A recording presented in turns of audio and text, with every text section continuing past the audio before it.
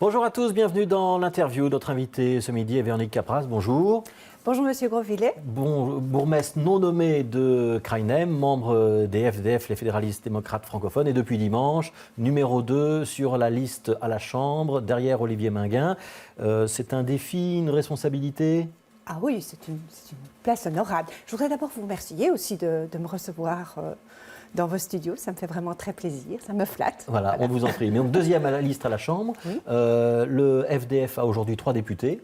Alors on a scindé l'arrondissement Bruxelles-Vilvoorde. Les sondages ne sont pas très bons. Ça pourrait être 2, voire un seul député. Ça veut dire que vous vous lancez dans un combat sensible pour le parti ? Oui, on va se battre pour avoir une deuxième place. Et d'autant plus que je représente la périphérie. Donc c'est un plus, c'est un atout. Vous y attendiez cette deuxième place à la Chambre ou pas ? Non. Non, à partir du moment où Joëlle Maison était en deuxième place, pour moi c'était évident. Donc c'est elle qui était annoncée effectivement à cette place-là. Elle est échevine à Uccle. Tout à fait. Et je la connais et l'apprécie. Et la donne a changé depuis le départ de Damien Thierry. Et donc c'est ça qui a fait changer notre président. Il a changé d'avis. Avec la commission électorale, ils ont pris une toute autre position. Donc on peut dire que placer Véronique Capras en deuxième position à la Chambre, c'est une manière de répondre à la présence de Damien Thierry sur la liste du mouvement réformateur ? Je ne sais pas où il se trouvera, Damien Thierry. En tout cas, moi j'y serai pour défendre tous ceux que j'ai toujours représentés, défendus depuis que je fais de la politique communale. Donc oui, moi je défends la périphérie. On verra bien par rapport à Damien Thierry ce qu'il se passera au niveau du MR. Donc vous êtes la candidate qui incarne la périphérie sur la liste FDF à la Chambre. On rappelle peut-être brièvement votre parcours politique. Vous êtes bourgmestre non nommé à Kraïnem. On va revenir sur le concept de non-nomination dans un instant. Mais vous avez été auparavant échevine. Ça fait combien de temps que vous militez pour le FDF ? J'ai commencé comme conseillère communale indépendante il y a 26 ans. Donc, je suis bien assise dans la commune depuis pas mal de temps. Et je suis passée au FDF au moment des circulaires Peters. Il y a eu un déclic chez moi. Je dis là, je marque le coup, je prends une carte politique, je vais au FDF. Et ça, c'était en 98-99. Ouais. Je me suis présentée aux élections, premières élections, alors en tant que FDF, et j'ai été échevine. En troisième place, j'ai eu mon poste d'échevin. Oui, donc plus de 20 ans d'expérience politique au niveau communal. Est-ce que la situation des francophones de la périphérie s'est dégradée en 20 ans ou pas ? Il y a beaucoup de choses qui ont changé politiquement, puisque aujourd'hui, le grand signal, c'est la scission de BHV. Et là, ça c'est vraiment le coup dur pour les francophones de la périphérie.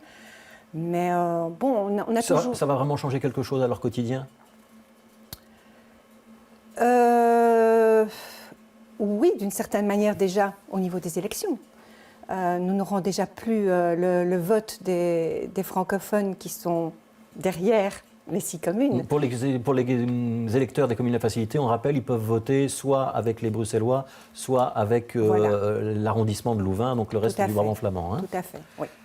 Maintenant, il y aura peut-être on essaye d'avoir une liste FDF en Flandre, hors 6 communes Bruxelles, pour justement leur donner la possibilité encore de dire nous sommes là, nous existons, nous voulons être entendus, nous avons. Donc il y aura une liste FDF à Bruxelles et il y aura une liste FDF dans l'arrondissement de Louvain. Oui. Vous demandez aux habitants des communes à facilité de voter pour quelle liste ? Le principe est qu'ils votent sur Bruxelles et les 6 communes. Alors vous êtes bourgmestre non nommé. Pourquoi ? C'est parce que vous avez refusé, parce que vous avez envoyé des convocations en français, c'est ça ? Moi, je n'ai jamais rien envoyé du tout, je vous dirais. Ça, c'est déjà la première injustice. J'ai été proposée comme remplaçante de M. Doré de l'Entremanche, qui était bourgmestre avant moi. Le précédent bourgmestre, oui. Il avait souhaité, pour des raisons personnelles, se faire remplacer. Et c'est à ce moment-là que il y a eu un acte de présentation. Tous les conseillers communaux étaient d'accord pour me présenter, tout parti confondu. Donc, les partis de la majorité. Les partis de la majorité, bien sûr. Et vous avez été entendu par Garde Bourgeois, ministre de l'Intérieur. J'ai été convoquée chez M. Bourgeois. J'ai été entendue chez M. Bourgeois. Et M. Bourgeois, suite à l'interview que j'ai eue, à l'interrogatoire que j'ai eu, a décrété que je n'avais pas les valeurs morales pour accomplir le rôle de bourgmestre. Et pourquoi? C'est parce que vous vouliez envoyer des convocations en français? Parce que j'ai fait valoir l'arrêt de la Cour d'appel de Mons qui condamne les circulaires Peters. Et donc aujourd'hui, vous êtes toujours bourgmestre non nommé? Je suis bourgmestre en fait désigné, puisque c'est le nouveau terme qui a été choisi dans le cadre de la 6e réforme. Mais ça ne change rien sur le fonctionnement. J'assume la fonction de bourgmestre, mais nous avons un échevin qui ne monte pas au collège. Et on peut vivre avec un échevin de moins dans une On commune? peut toujours vivre, on peut toujours se débrouiller avec un échevin en moins, mais ce n'est pas gai pour la personne qui devrait monter en tout cas. Parce Mais que donc c'est vous ne serez jamais un réel bourgmestre ou ça changera un jour? Et ça, l'avenir nous le dira, puisqu'il y a un jugement de la Cour constitutionnelle qui doit bientôt, enfin je ne sais pas quand on le saura, sera-ce avant les élections, après les élections, et puis alors le Conseil d'État devra aussi se prononcer, le Conseil d'État Chambre-Unique devra se prononcer sur la nomination ou pas nomination. Tout ça, c'est encore avec plein de points d'interrogation. En attendant, on continue de travailler. Qu'est-ce que vous répondez à Damien Thierry qui disait à la même place que vous il y a quelques jours, finalement le FDF a abandonné les francophones de la périphérie et il vaut mieux se battre avec le MR parce que là on obtient des choses et on a obtenu des compensations dans le cadre de la réforme de l'État, notamment des droits en matière de justice où on va pouvoir aller dans sa langue au tribunal. Mais Damien Thierry dit tout cela, mais au fond de lui-même, je pense que s'il a quitté le FDF, ce n'est pas par manque de conviction, certainement pas. Je le connais, je l'ai beaucoup fréquenté. Je pense qu'entre Damien Thierry et Olivier Minguin, il y a eu un bug, ça n'allait plus. Peut-être manque de dialogue ou mauvais dialogue, pas au bon moment. Voilà. Donc moi, je n'interviens pas dans ce débat. C'est une difficulté humaine. Je respecte les deux hommes et je ne veux pas rentrer dans cette polémique. Ouais. Je pense que c'est plutôt une difficulté humaine. Il y a Valérie Goerings qui est une échevine de Linkebé qui suit Damien Thierry. Est-ce qu'au FDF, on est en train de se dire « Ah, attention, on est en train de perdre une partie de nos militants qui préfèrent aller au MR parce que c'est plus efficace ?» Non, le cas de Valérie Goerings est spécifique. Valérie est arrivée au collège elle était c'était une proche de Damien Thierry. Elle est arrivée au collège de Damien aux dernières élections. Et c'était probablement difficile pour elle de continuer à faire de la politique communale avec un bourgmestre MR, elle FDF. Donc elle a choisi la neutralité en se mettant indépendante. Alors, vous avez été désigné dimanche. Dimanche, on a également travaillé au FDF sur la liste régionale à Bruxelles. Où sont les jeunes sur cette liste ?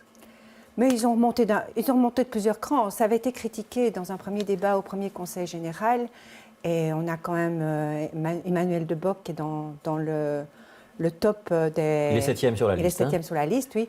Vous ne m'en voudrez pas, je ne connais pas toutes les places par cœur. Le président des jeunes FDF, il est 23e. Oui, on a quand même entendu Fatoumata Sidibé, qui est aussi une élue qui incarne la relève, elle est première suppléante. Ça veut dire que si le FDF n'est pas dans une majorité, elle ne siégera plus. Oui, mais on ne sait jamais, il y a des désistements pour une raison ou une autre. Ça peut toujours arriver, c'est une belle place. Est-ce que c'est un parti qui se renouvelle, les FDF, ou est-ce que c'est un parti qui a du mal à trouver un second souffle ? Eh bien, moi, je vais vous dire que quand je vais aux réunions FDF, quand je vois la majorité, je me dis qu'il y a beaucoup de jeunes qui arrivent, beaucoup de jeunes, mais beaucoup de Bruxellois, ça c'est vrai, mais il y en a quand même pas mal. Oui.